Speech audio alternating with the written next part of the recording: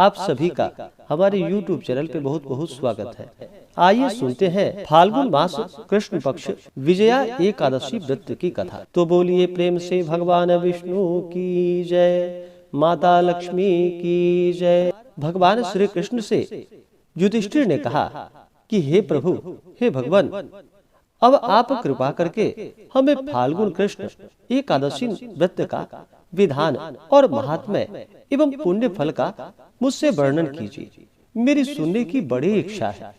महाराज, युधिष्ठिर के ऐसे वचन को सुनकर भगवान श्री कृष्ण बोले कि हे राजा, इस एकादशी का नाम विजया है और यह निस्संदेह विजय को देने वाली है।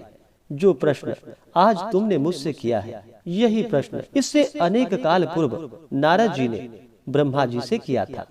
तब उन्होंने कृपा करके जो अनुपम चरित्र नारद जी को सुनाया था, वही मैं तुम्हें सुना रहा हूँ। भगवान श्री राम 14 वर्ष के लिए वनवास की आज्ञा शिरोधार्य कर वन में जाकर गोदावरी के किनारे पंचवटी में निवास किए। तपस्विनी सीता वहीं से रावण के द्वारा हरी गई, जिससे वह अत्यंत ही व्याकुल एवं व्यथित हुए।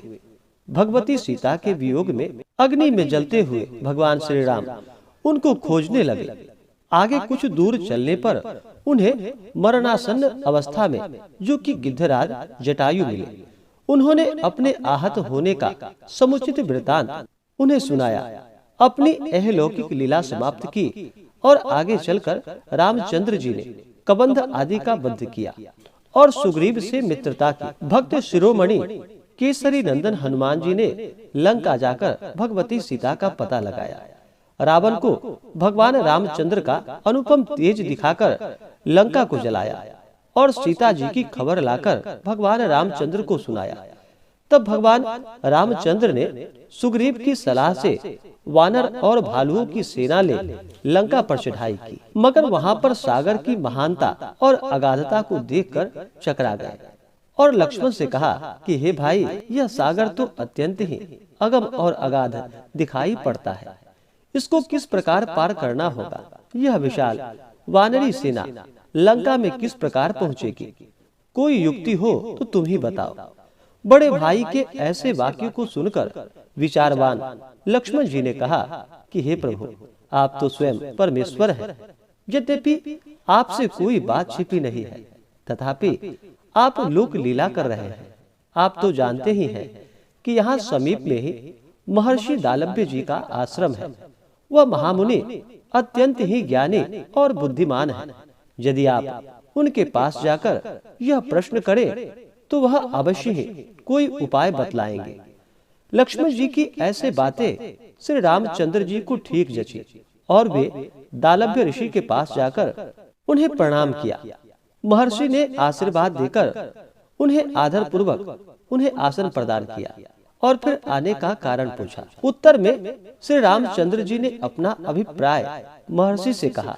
तब महर्षि ने कहा कि हे रघुकुल भूषण, आप फाल्गुन कृष्ण एकादशी का व्रत करें, जिसका नाम विजया है।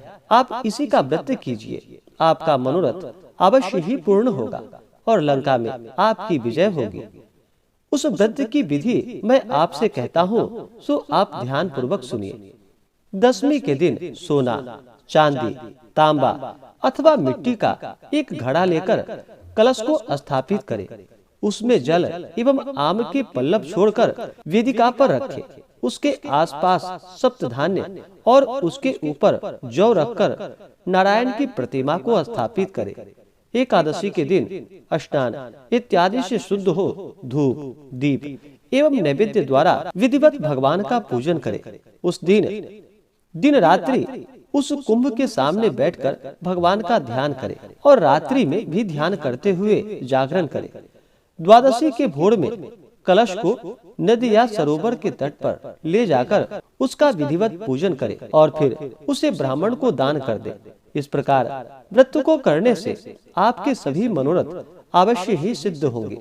और फिर दालभ्य ऋषि के ऐसे वचन को सुनकर फिर भगवान श्री राम ने सेना सहित व्रत को धारण किया और पूर्ण निष्ठा के साथ व्रत को किया और फिर उस व्रत के प्रभाव से लंका पर विजय प्राप्त की।